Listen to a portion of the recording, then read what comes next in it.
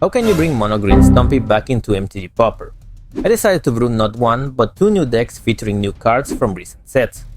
First, we will try Counter Stompy, a deck built around cards like Sunshower Druid, Servant of the Scale, and Iron Apprentice that gives counters to creatures when they enter the battlefield. And the idea is to grow them with others like Pollenbright Druid, Thirsting Roots, and Smell Fear to put pressure on your opponents with a deck ready to stomp the meta.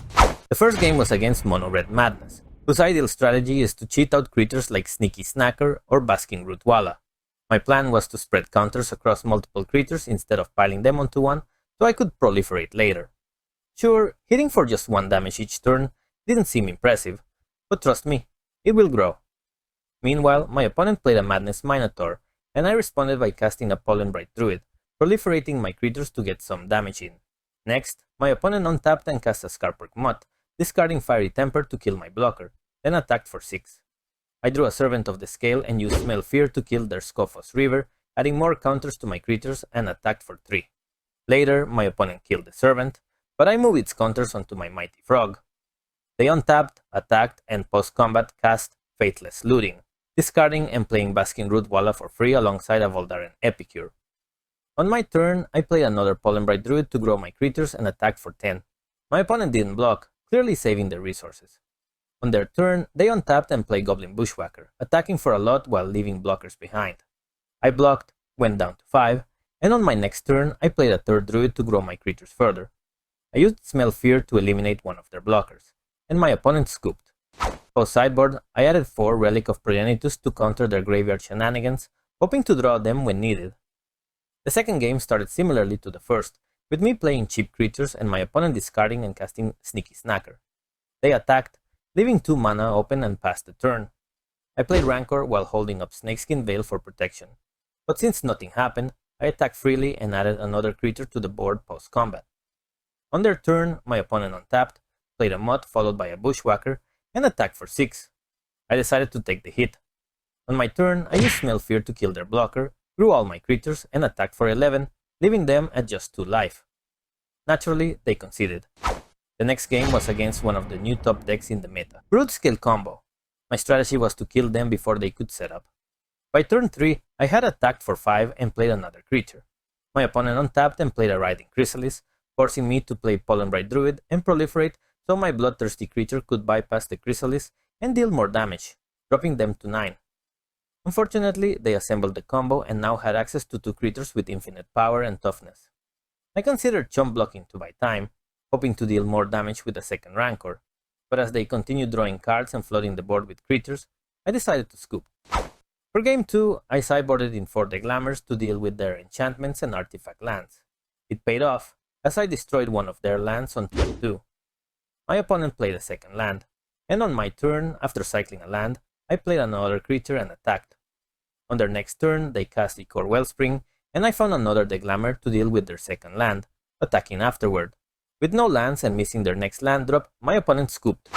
Game 3, on the draw, would be tougher, but my opening hand had enough pressure to keep things competitive. On their turn, my opponent played a land, and on mine, I fetched for mine, attacked, and added another creature to the board. They used Wildfire to destroy their own land just to draw a card. On my turn, I played Bone Beetle and used Thirsting Roots to proliferate my army, attacking for 5. My opponent played Krark-Clan Shaman and passed. On my turn, I put Rancor on one of my creatures and attacked for 9, hoping they wouldn't find artifacts to wipe the board. I also added another creature. On their turn, they played a Basking Broodscale and enchanted it. They attacked, hoping I would block, but I took the damage. On my turn, I simply used Smell Fear to kill their Broodscale, and with that, I won the game. Glimmerbairn and Cloakwood Swarmkeeper have been 2 of my favorite cards for a long time, and today we will use others such as Baker's Pen Duo, Malevolent Rumble, and Gingerbread Cabin to turn them into deadly assassins that can kill your opponent from one turn to another in a deck that's tough to swallow. In this game, we're trying out Foot Stompy against one of the top decks in the format, Grixis Affinity. The key to victory is to be fast and grow my creatures beyond Galvanic Blast range. However, it's tough to do without lands, so all I could manage was an attack for 2 while putting another creature on the board. On their turn, my opponent killed one of my creatures and passed. On my next turn, I played Cash Grab, hoping to find a land but came up short, so I attacked again.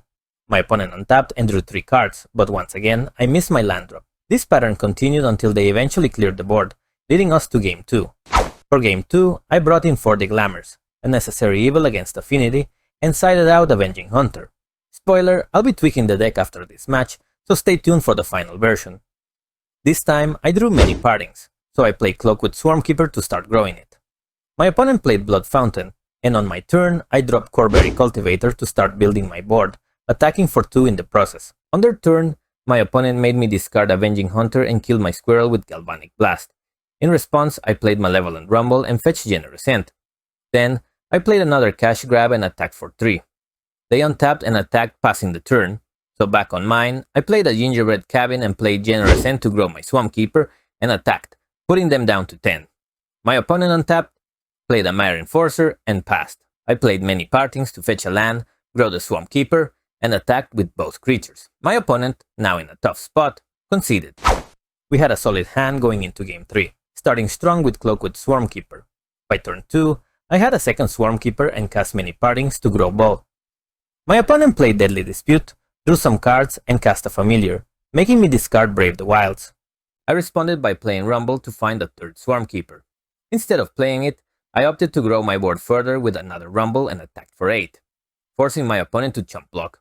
My opponent played Ichor Wellspring and found another Mire Enforcer, but on my turn, I fetched for another Gingerbread Cabin and played the third Swarmkeeper alongside Cultivator, attacking for 10. My opponent used Bargain to gain 7 life but went down to 16. After untapping, my opponent played another Familiar, forcing me to discard Duo, but I found a Cash Grab, which led me to a Generous End. I cycled the end to fetch a Cabin, growing my party again. I played the last Duo from my hand and attacked for Lethal, forcing my opponent to block. When they untapped, the only thing that could save them was the Krark Clan Shaman combo, but they missed the final piece and I won the game. After this match, I made some key changes to the deck, swapping out Avenging Hunters for Eldrazi Repurposers and adding Return from the Wilds. It's a powerful card, since for 3 mana, I can create 2 tokens, with the food token being the most important. In the next match, my Rumble found me a forest, so I passed the turn. My opponent untapped and played back-to-back Faeries to draw a card. Since they were tapped out, I played a 3-top Sentry to draw a card and more importantly, have Reach to stop their attacks. On their turn, they played Ponder and passed, so I fetched a Cabin, played a Swarmkeeper and got hit by a Spellstutter Sprite.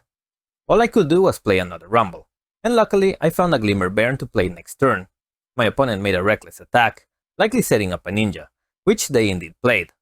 On my turn, I cast Glimmer Bairn without response and followed it with another Swarmkeeper, which was countered. To maintain pressure, I played Repurposer and passed. My opponent drew 2 cards, and on my turn, I attacked with the team. They took the damage, and after combat, I played Duo and passed. Awkwardly, after drawing another land, my opponent conceded, so we move on to the next game. At this point, the only thing I could think to add was a couple of Snakeskin Veils to protect my creatures, so I made the adjustment and ran it back. In the next game, I played Glimmer Bairn on turn 1, a solid start. My opponent followed with a Fairy but left no mana for counters, so I played the Swarmkeeper and passed. They untapped, played a land, and snuck a Ninja into play, passing the turn back. The many partings I drew was countered, so I move on to Game 3. My opening hand was decent but lacked the punch of the previous games. In the first few turns, I used many partings to create a token, and followed with Brave the Wilds to turn one of my lands into a 3/3 creature. My opponent attacked and a Ninja joined their side, but they missed a land drop. This allowed me to freely play Eldrazi Repurposer, adding more threats to the board. My opponent found a land but couldn't attack, so I tried to transform another land with Brave the Wilds, but it got countered. Still, I attacked for 6 and played Swarmkeeper to block the Ninja if it attacked. My opponent drew 2 cards with Of One Mind, and used a Ninja to return the sprite to their hand. Drawing more cards, but after I played a rich creature, they scooped against my Fun and Wildfoot token deck.